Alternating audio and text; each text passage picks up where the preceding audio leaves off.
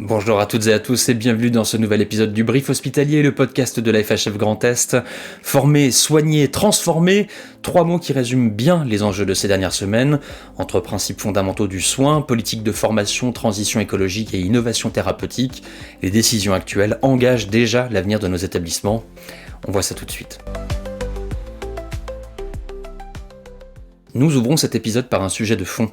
La FHF a récemment publié un communiqué intitulé « Prison, hôpitaux, un retour en arrière dangereux pour la santé et la démocratie », en association avec un nombre considérable d'organisations, un texte qui alerte sur les risques d'une confusion entre logique de soins et logique sécuritaire dans la prise en charge hospitalière des personnes détenues.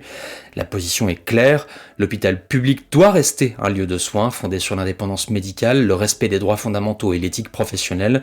Au-delà du débat institutionnel, il s'agit d'un enjeu de santé publique et d'un enjeu démocratique, garantir l'accès aux soins pour tous, dans un cadre respectueux des principes qui fondent notre système. Former, ensuite.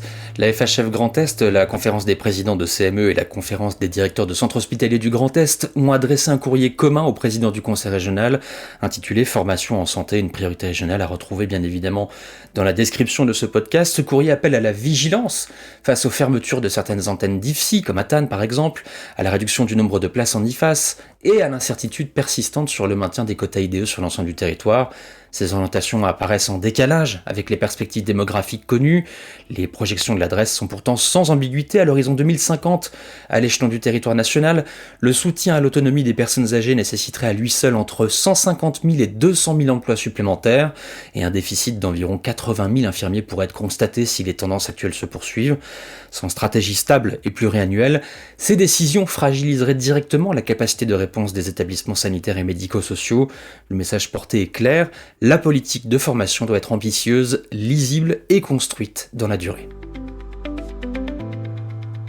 Transformer également, la DGOS, la DGCS, la CNSA et l'ANAP lancent un appel à manifestation d'intérêt sur 3 ans doté de 7 millions d'euros pour soutenir la dynamique des conseillers en transition énergétique et écologique en santé, les CTES. Une quarantaine de postes seront portés par des structures sanitaires, une trentaine par des structures médico-sociales, collectivités ou agences locales de l'énergie. Les postes portés par les établissements seront financés entre 64 et 65 000 euros par an, avec un financement dégressif sur 3 ans afin d'anticiper la pérennisation des fonctions. C'est une opportunité concrète pour structurer la transition énergétique, notamment dans les zones sous-dotées. En complément, l'ANAP met à disposition une plateforme dédiée à la performance énergétique pour accompagner les établissements du diagnostic jusqu'au plan d'action. Vous retrouverez bien évidemment tous ces éléments dans la description. Toujours dans cette dynamique de transformation, l'ANAP organise le 30 juin 2026 la Journée nationale des soins éco-responsables, un rendez-vous destiné à valoriser les initiatives engagées dans les établissements pour réduire l'empreinte environnementale des pratiques de soins et partager les retours d'expérience. Nous vous donnons également rendez-vous à Reims, au Cellier, pour 2 temps forts régionaux. Le séminaire des GHT le 9 juin 2026, avec un focus sur la mise en œuvre des actions de prévention à l'échelle GHT, la pertinence des pratiques et des parcours et la valorisation des expériences territoriales. Et le lendemain, le congrès régional de la FHF, le 10 juin 2026, consacré aux enjeux de prévention en santé, à la pertinence des organisations, aux leviers territoriaux et interétablissements et à des retours d'expériences inspirants. Le programme détaillé vous sera diffusé tout prochainement. Enfin, soigner, une immersion aux hôpitaux universitaires de Strasbourg, aux côtés d'Arnaud Robinet et de Zaina Briette, la déléguée générale de la FHF, a permis de rappeler une réalité forte. L'hôpital public est un acteur majeur de la lutte contre le cancer. Aux US, la prise en charge est pensée de bout en bout, dépistage, chirurgie, traitement spécialisé, soins de support. Un projet structuré autour de 15 filières cliniques organise cette dynamique hospitalo-universitaire où soins, enseignement et recherche avancent ensemble. Thérapie innovante, recherche translationnelle, bioinformatique en oncologie, unité de phase précoce, tout est mobilisé pour accélérer l'accès aux innovations.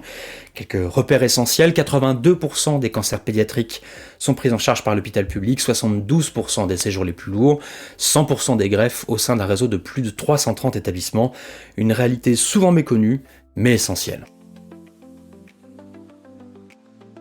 Former, soigner, transformer, ces 3 dimensions ne s'opposent pas, elles se complètent et structurent la responsabilité du service public hospitalier.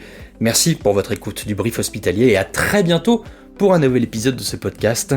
On se revoit dans 2 semaines.